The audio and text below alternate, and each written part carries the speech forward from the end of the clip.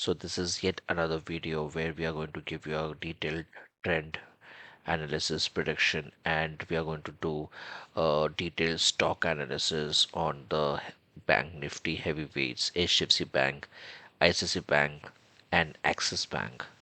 Like I mentioned to your last video, that it's very important for us to know what is the market sentiment to predict or understand the nature of the market this week, right? And it will also depend upon that what are the potential outcomes that we might see in the market more domestically and internationally. So there's a lot of things happening, as you can see on the screen. HDFC Bank is planning to sell 1.2 billion law of loans, right, to plug funds gap. I hope you have seen my last video of 26th August, where I actually explained that why the bank Nifty is under kind of a sell off pressure, or last week it was more of like bearish. Also the trend was bearish because of bank really not able to show the kind of deposits that should be showing quarter on quarter or year on year,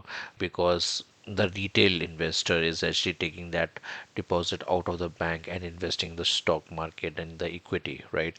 So which actually is leaving the bank at risk of not being able to have that kind of deposits which they can use as to secure any loans, and that's how the bank business, right? So I think it's a step in the right direction, but also acceptance of the situation at hand.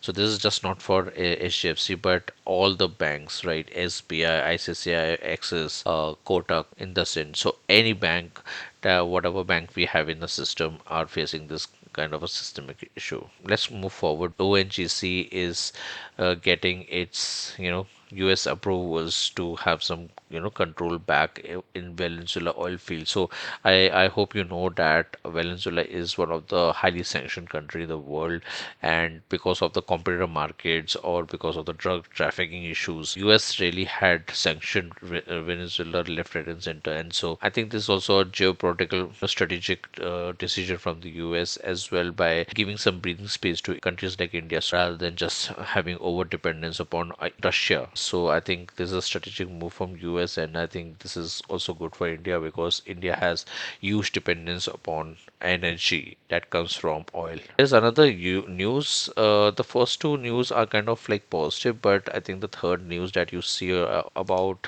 GDP slowness, right? And I have some screenshots for you. So from various sources, it looks like the GDP has gone to a 15-month low to 6.7 points in the quarter of April to June, right? Which is considered as the first quarter for Indian economy from Indian standpoint, right? This was some of the observation which I have told to you last time. India has a huge fiscal deficit, right? And India wants to bring it under 4.5 mark. So this is one of the key reasons.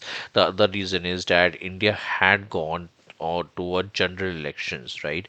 So that would mean India would spend a lot, right? And like US, India's elections are quite, a bit, right? So which takes a toll on the central exchequer, right? So I think these are the key reasons that why we have a GDP slow.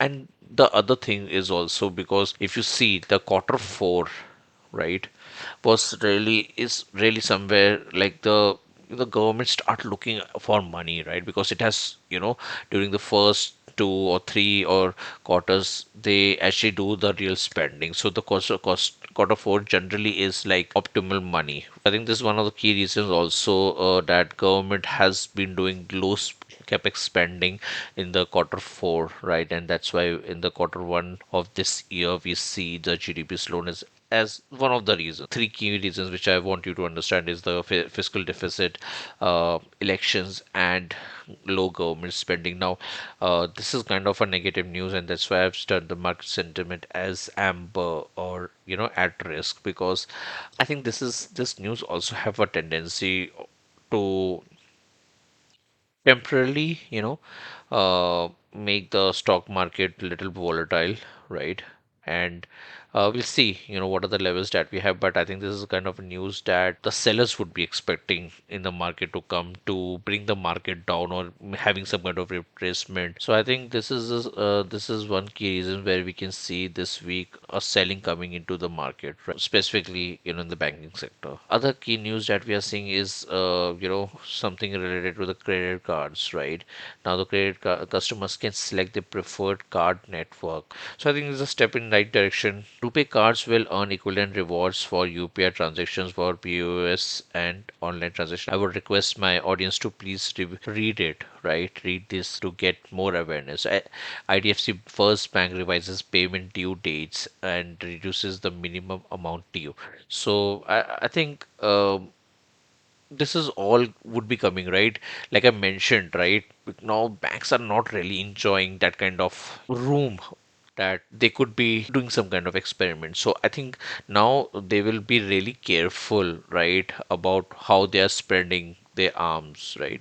So and there will be a lot of re-strategizing of their existing products or new products that will be doing, so that they can save their in net interest margins or the margins over the profit, right? So I think these are all kind of news that we will see in very near term, like in week or month, like. And banks will be really bringing up this thing so that they can really save their valuations, right? Getting the stops being depleted. This is some news that we have seen from HDFC, IDFC, First Bank, but I think there'll be a lot of banks who will be doing it. So I think there'll be a lot of news in this regard. I think these are all steps in the right direction, right? There has to be steps in the right direction to save their margins. The banks will try to do what they have to do, right? At the end of the day, something which the customers and retail has to be really aware of. These changes coming. These are some updates which I wanted to share with you. Let's move on to the next, section, which is international news. So the US market is pretty much in green.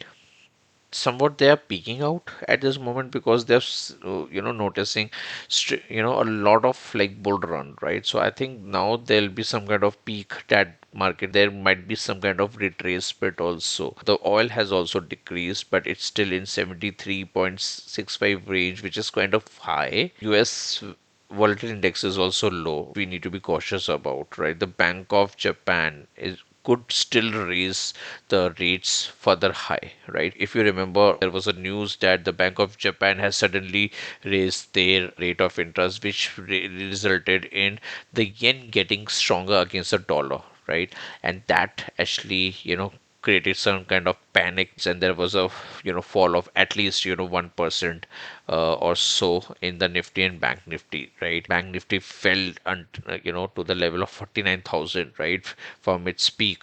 So you can know that this danger is still there, right?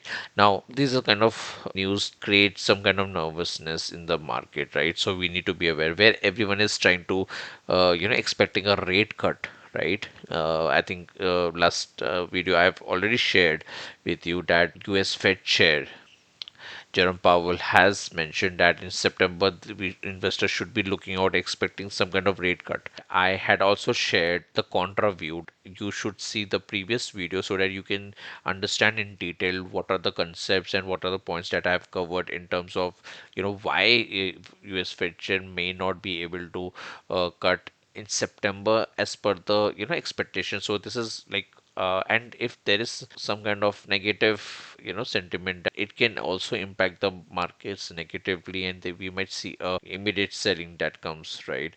Because investors expecting this kind of rate cut in September, but the contra view is that there's a lot of data which has to come, and events like this, like if Bank of Japan plans to increase the rate, right?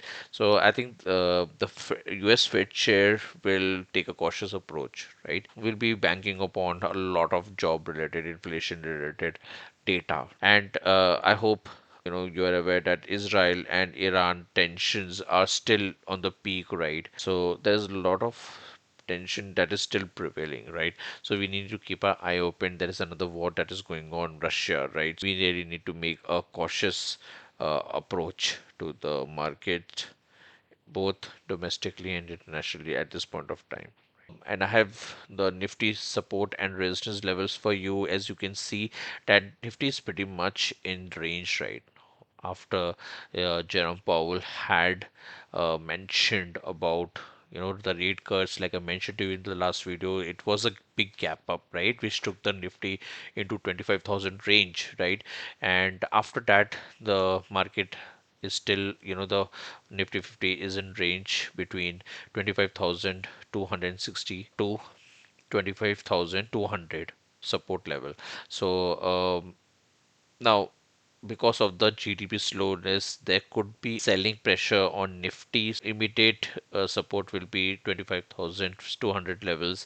If this break, we can see the first level at 25,200, the second level be 25,180, as you can see on the screen. I don't see a probability of the potential retracement to 25,000 levels as August 5th news, right? Something which we could be, more aware, and we could see. I mean, if there is a sudden, news in the market about something, right? So these are the levels that you should be aware of.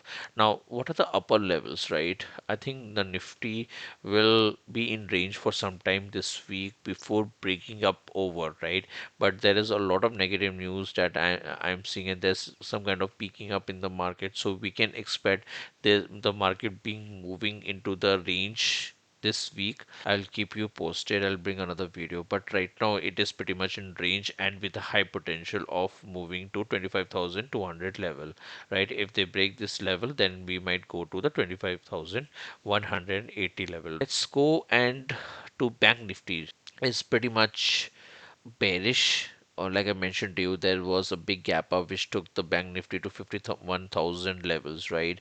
After that, the Bank Nifty has also been pretty much in range between 51,455, finding support at 51,070. Already some kind of selling pressure, like I told you, after moving in range, there's some kind of selling pressure, in Bank Nifty. And whenever there is anything news related to, the GDP or inflation, I think the banks is the first who take the hit, right? So, I think without a doubt, I see that 51,070 level coming, right? Or 51,000 level coming. Bank Nifty will fall by 300 points and then taking a support from there.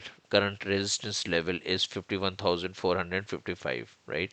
But suppose if there is further some news like between Israel or Iran, there is a potential that Iran may not go with the war with Israel, but they might test a nuclear weapon underground. If this kind of news come, in the near term, please expect 49,900 or 49,600 immediately coming. The immediate retracement support level is 51,070, right?